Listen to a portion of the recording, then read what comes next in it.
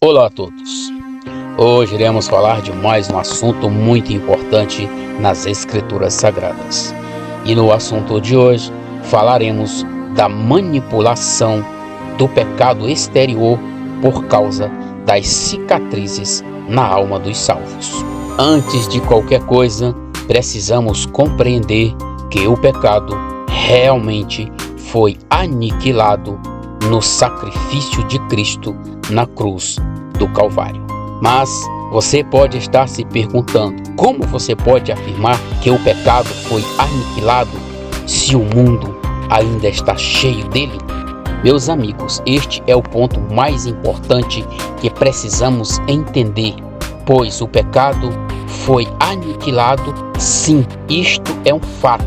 A questão é que só aqueles que verdadeiramente creem no sacrifício de Cristo, assim como diz as Santas Escrituras, podem desfrutar desta realidade verdadeiramente. Todos nós temos o nosso arbítrio, mesmo afetado pelo poder degenerativo que o pecado possui.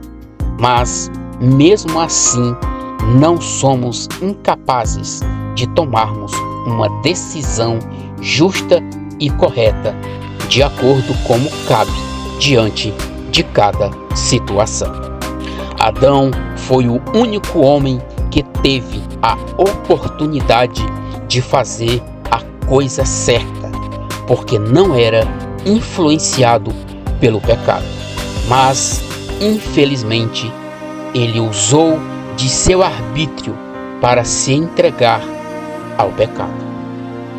Mas, mesmo o homem sendo um pecador, Jesus deixa claríssimo que ele tem a capacidade de decidir escolher o caminho do bem.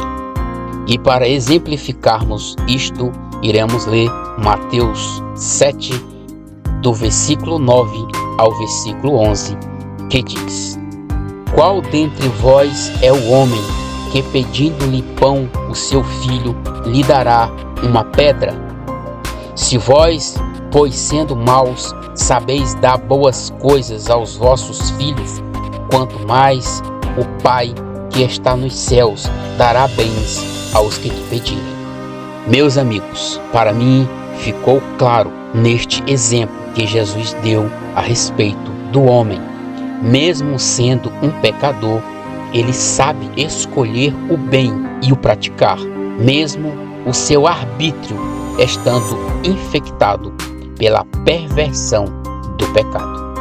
Então, meus amigos, eu acredito que ficou claro que o homem tem a capacidade de praticar o bem, mas este bem que ele pratica só pode alcançar o seu próximo e, em especial, a sua própria família. Assim como disse o texto que acabamos de ler. Este é o motivo pelo qual entra a necessidade do pecado ser aniquilado, pois, por mais magnífico que venha a ser o bem que fizermos, infelizmente está contaminado com o pecado, porque parte de um pecador, e Deus, por ser santo, não pode aceitar este tipo de bem contaminado pelo mal que é o próprio pecado. Precisamos compreender, meus amigos, que ser um pecador é estar em um ambiente espaçoso e entrando por uma porta bem larga que só conduz para a perdição.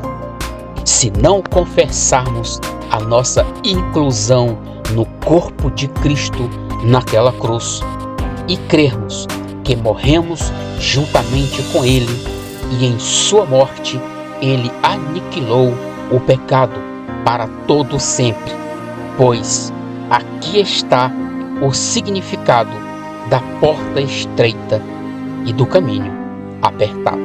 Mas, para entendermos tudo isto, iremos ler Mateus 7, versículo 13 e versículo 14, que diz: Entrai pela porta estreita, porque larga é a porta e espaçoso o caminho que conduz à perdição, e muitos são os que entram por ela. E porque estreita é a porta e apertado o caminho que leva à vida, e poucos há que o encontrem. Quando cremos realmente que o pecado foi destruído em nossas vidas, somos salvos e postos em liberdade e curados. E o pecado agora é algo exterior, porque o nosso interior foi totalmente preenchido pela vida do Filho de Deus, e não haverá mais espaço para o pecado. É claro, meus amigos, que as lembranças de quando éramos pecadores ainda existem, mas para um único objetivo, que é para a nossa própria vergonha, pois não somos porcos para retornarmos à lama, e nem cão para voltarmos a nos alimentar do próprio vômito. E a segurança de tudo isto, meus amigos, está em Romanos 6, do versículo 12 ao versículo 14, que diz: Não reinei, portanto, o pecado em vosso corpo mortal, para lhe obedecer em suas concupiscências. Nem tampouco apresenteis os vossos membros ao pecado por instrumento de iniquidade, mas apresentai-vos a Deus como vivos dentre os mortos e como instrumentos de justiça. Porque o pecado não terá domínio sobre vós, pois não estáis debaixo da lei, mas debaixo da graça. Meus amigos, o pecado irá tentar de todas as formas para arrastar os salvos novamente para ele, e a única coisa que lhe resta é tentar acusar os salvos de pecado por causa das cicatrizes que ficaram em nossa alma e no nosso corpo ainda mortal. E assim ele tentará transformar as ações e os desejos de nossa mente liberta, mas ainda em um estado natural. Tudo isso ele usará para nos acusar de pecado. Meus irmãos, ter lembranças deste mal que residia em nós é natural, assim também como é natural usar de nosso arbítrio, que veio através da liberdade que Cristo nos deu através de nossa libertação pelo seu sacrifício.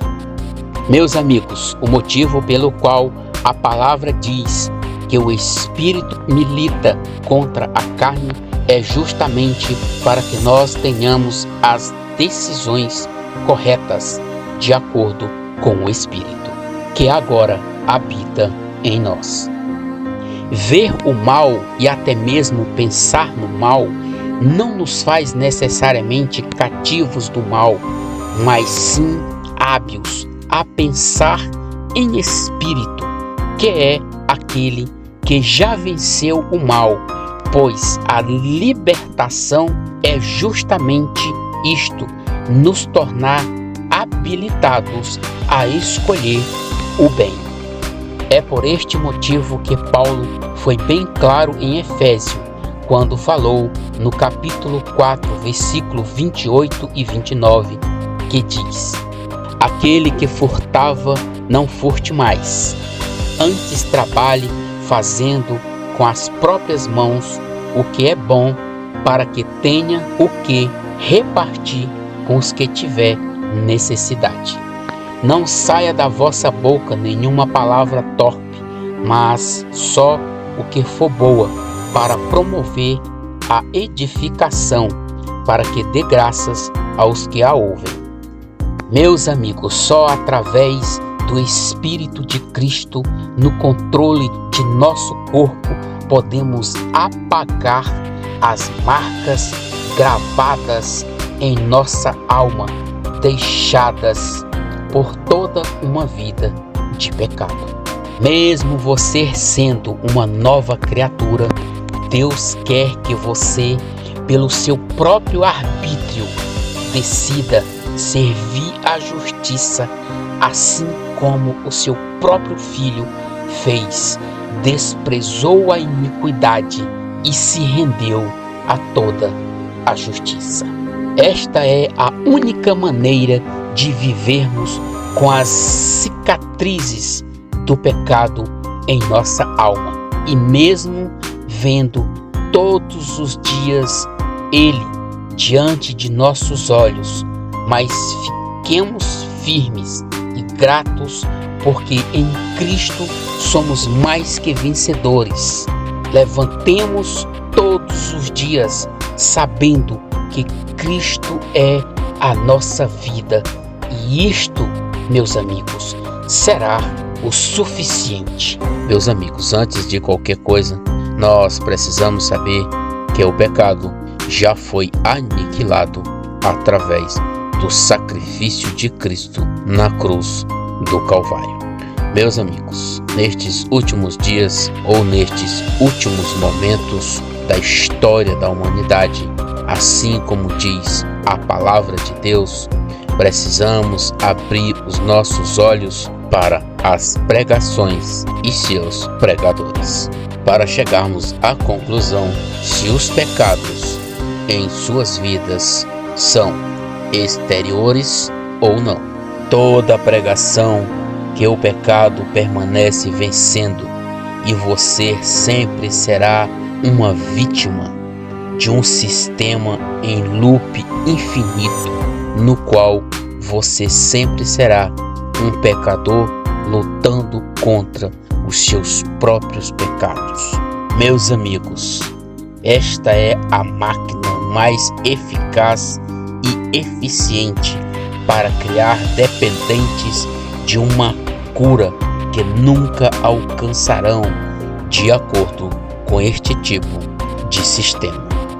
Meus amigos, é necessário que examinemos os nossos guias se estão libertos do pecado ou não, porque neste caso a palavra de Deus é bem clara.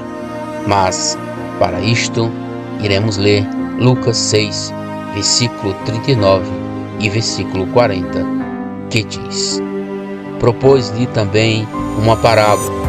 Pode porventura um cego guiar outro cego? Não cairão ambos na mesma cova?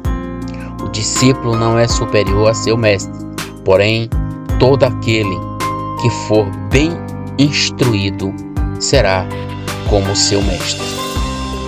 Meus amigos, a escolha está em nossas mãos, disse o próprio Jesus.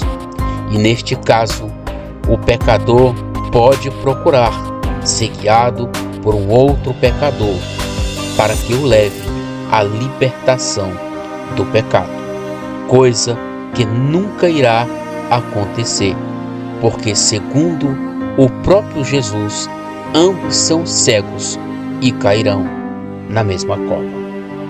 O que Jesus quer que compreendamos é que é impossível para um pecador guiar outro pecador à libertação de seus pecados, pois se assim fosse possível, não haveria a necessidade do Filho de Deus ter vindo a este mundo para morrer em uma cruz e através de seu sacrifício trouxesse a libertação do pecado, primeiramente para os representantes das 12 tribos de Israel, para que através da libertação destes, muitos no mundo também recebessem a libertação do pecado, para poder também levar a outros o verdadeiro libertador, aquele que tirou as cegueiras dos cegos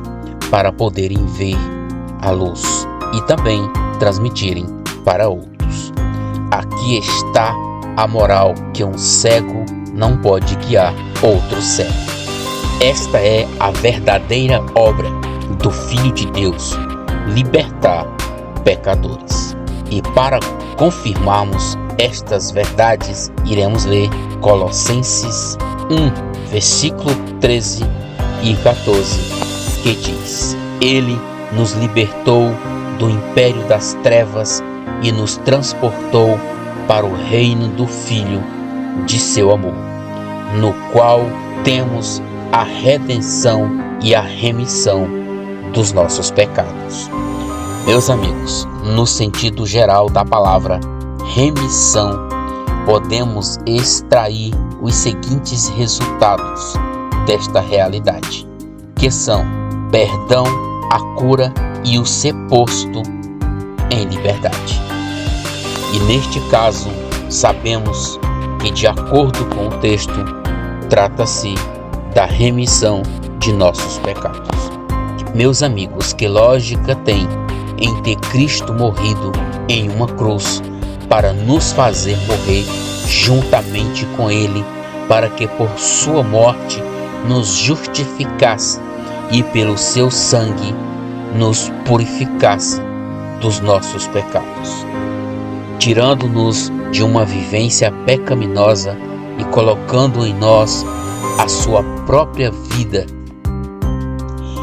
esta que é o seu próprio Espírito. E mesmo assim, nesta nova vida, somos ainda nós achados pecadores. Meus amigos, isto parece uma piada e de muito mau gosto.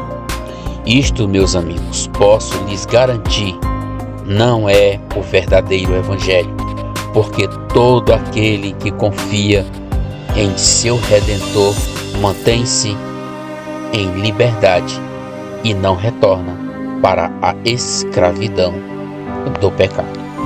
Assim como afirmou Paulo em Gálatas 5, versículo 1, e o próprio Jesus em João 8, versículo 34, que diz: Para a liberdade foi que Cristo nos libertou.